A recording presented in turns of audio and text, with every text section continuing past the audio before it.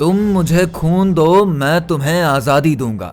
ये वही शब्द है जो हुंकार बनकर ऐसे गरजे थे कि ब्रिटिश हुकूमत हिल ही गई थी, जिसने इंडिया सिविल सर्विस की जॉब छोड़कर जापान के सहयोग से आजाद हिंद फौज का गठन किया और बगावत करते हुए आजादी का झंडा गाड़ दिया। ये और कोई नहीं बल्कि नेताजी सुभाष चंद्र बोस हैं। लेकिन ऐसा क्या हुआ था जिसकी वजह से आज इनकी मौत की हिस्ट्री भी मिस्ट्री बन गई है? क्या सुभाष चंद्र बोस की मौत एक हादसा थी या हत्या? जानेंगे आखिर क्या है नेताजी की मौत का राज इस वीडियो में, तो बने रहिएगा वीडियो के अंत तक। भारत के प्रमुख स्वतंत्रता संग्राम सेनानी सुभाष चंद्र बोस का पूरा जीवन किसी फिल्मी कहानी से कम नहीं है। सुभाष चंद्र बोस देश की आजादी के लिए लड़ने वाले असल जिंदगी के हीरो थे, जिन्होंने अंग्रेजों की गुलामी ना स्वीकार करते हुए आजाद हिंद फौज का गठन किया। वैसे तो हम और आप सभी जानते हैं कि नेताजी ने हमारे देश के लिए ना जाने क्या कुछ किया है, लेकिन 18 अगस्त 1945 का वो दिन था जिस दिन सुभाष चंद्र बोस जी की मौत बड़े ही रहस्यमयी तरीके से होती है। दरअसल बताया जाता है कि 18 अगस्त 1945 को नेताजी ताइवान से जापान जाने के लिए उड़ान भरे थे, लेकिन इनका विमान ताइवान की राजधानी ताइपे में ही दुर्घटनाग्रस्त हो गया था, क्योंकि विमान में तकनीकी खराबी आ गई थी, जिसकी वजह से विमान में आग लग गई और वो जाकर क्रैश हो गई। बताया जाता है कि सुभाष चंद्र जी का शरीर जल गया था, जिसकी वजह से उन्होंने पास के अस्पताल में अपना दम तोड़ दिया था। लेकिन माना जाता है कि जो व्यक्ति अस्पताल में अपना दम तोड़ा था वो सुभाष चंद्र बोस नहीं बल्कि कोई और था। साथ ही ऐसा भी कयास लगाया जा रहा है कि सुभाष चंद्र बोस इस विमान हादसे में बच गए थे। हालांकि सरकार ने तमाम तरह की जानकारियां इकट्ठा करी, लेकिन आज तक इनकी मौत का राज सामने आ ही नहीं पाया और ना ही कोई पुख्ता सबूत लोगों के हाथ लगा है। हालांकि इनकी मृत्यु एक रहस्य बनी हुई है, क्योंकि उनके भक्तों का मानना है कि वो जीवित हैं।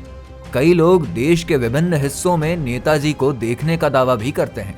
अब इसमें कितनी सच्चाई है और कितना फसाना, ये तो कोई नहीं जानता।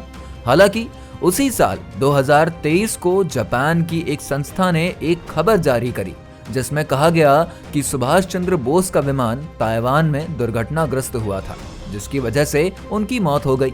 किसी देश की संस्था से ऐसा बयान आने पर इस हादसे को सच माना जा सकता था, लेकिन कुछ ही दिनों बाद जापान सरकार ने पुष्टि करी कि ताइवान में उस दिन कोई विमान हादसा हुआ ही नहीं था।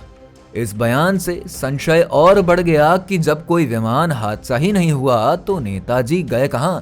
वहीं ऐसा भी बताया जाता है कि सुभाष चंद्र बोस की मौत से जुड़ी 37 फाइलें सरकार ने सार्वजनिक कर दी थी, लेकिन इन फाइलों से ऐसे पुख्ता सबूत नहीं मिल पाए थे जो दावा कर सकें कि सुभाष चंद्र बोस की मौत विमान हादसे में ही हुई थी। नेताजी के समर्थकों का मानना है कि वो देश की आजादी के वक्त जीवित थे, लेकिन इस बात का भी कोई सबूत नहीं है। आज भी सवाल बरकरार है कि क्या 1945 में विमान हादसे में ही सुभाष चंद्र बोस की मौत हुई थी? अगर हाँ तो यह हादसा था या फिर हत्या? अगर नहीं हुई थी तो नेताजी कहाँ गए और क्यों वो दुनिया से छुप कर रहे? वैसे नेताजी हमेशा एक बात कहा करते थे कि हमारे अंदर एक ही इच्छा होनी चाहिए, वो भी मरने की इच्छा, ताकि भारत जी सके। इसके साथ ही आप सभी को बता दें कि नेताजी का जन्म 23 जनवरी 1897 को उड़ीसा बंगाल डिवीजन के कटक में हुआ था। बोस के पिता का नाम जानकी नाथ बोस था और मां का नाम प्रभावती था। जानकी नाथ बोस कटक शहर के मशहूर वकील थे। प्रभावती और जानकी नाथ बोस की 14 संतानें थी, जिसमें 6 बेटियां और 8 बेटे थे, और सुभाष चंद्र उनकी 9वीं संतान थी। वैसे दोस्तों, नेताजी की मौत के बारे में आपका क्या कहना है, हमें कमेंट सेक्शन में कमेंट करके जरूर बताएं। इसके साथ ही जानकारी अच्छी लगी हो तो वीडियो को लाइक और शेयर करके हमारे चैनल को सब्सक्राइब जरूर कर दीजिए और बगल में बने हुए बेल आइकन के बटन को भी दबा दें, ताकि आने वाली हर एक वीडियो का नोटिफिकेशन आपको सबसे पहले मिले। मिलते हैं एक और ऐसी ही वीडियो के साथ, तब तक के लिए नमस्कार।